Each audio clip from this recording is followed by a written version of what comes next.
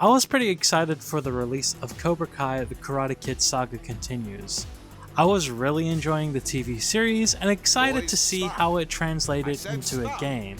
And remember, this is before Game Mill had truly entered the communal gaming conscious for producing bad games. But as with any other title, I was willing to give it another try and solidify my opinions here on Kid Game Breakdown. Developed by Flux Games and released in January of 2021, the same year as the notorious Nerf Legends, this adaptation of the hit sequel series to Karate Kid is a little clunky.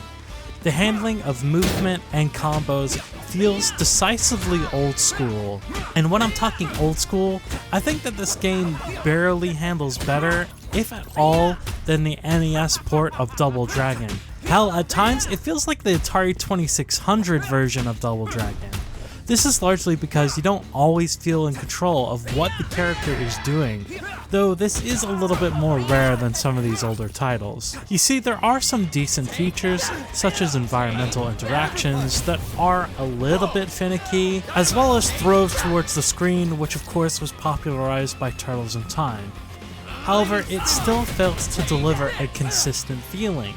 Linking combos feels pretty good, but it is somehow still hard to tell exactly where your character is in the world. Luckily, this isn't all that big of a problem, as the area of effect from your attacks is relatively forgiving, but highly noticeable when you're trying to pick up power-ups specifically. The interactable items in the world also seem to have issues. I don't know if it's intentional or not, but occasionally the button indicators for the interaction disappears. You can still interact with them, well, at least most of the time, as it seems inconsistent on whether the game will allow for the interaction to be triggered in the first place. There's also fairly significant difficulty spikes, and tight areas packed with enemies.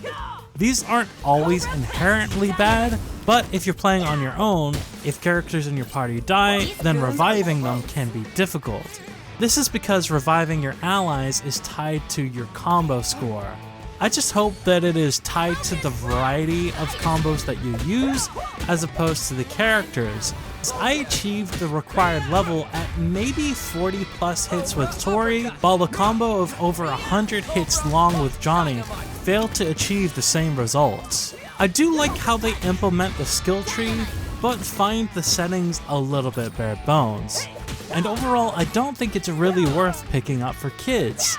I just don't think that the story or gameplay is enough to really engage them. Keep in mind that there are other titles that handle much better and are properties that they'll likely recognize, but oddly enough, while I'm not the biggest fan of the game, I think that it actually might be a decent pickup for an adult.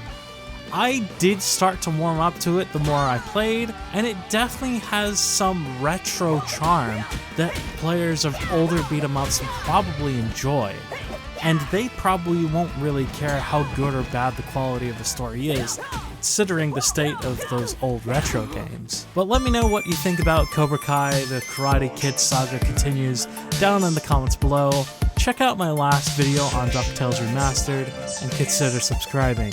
Until then, this has been Rob the Slob, and I'll see you in the virtual commute.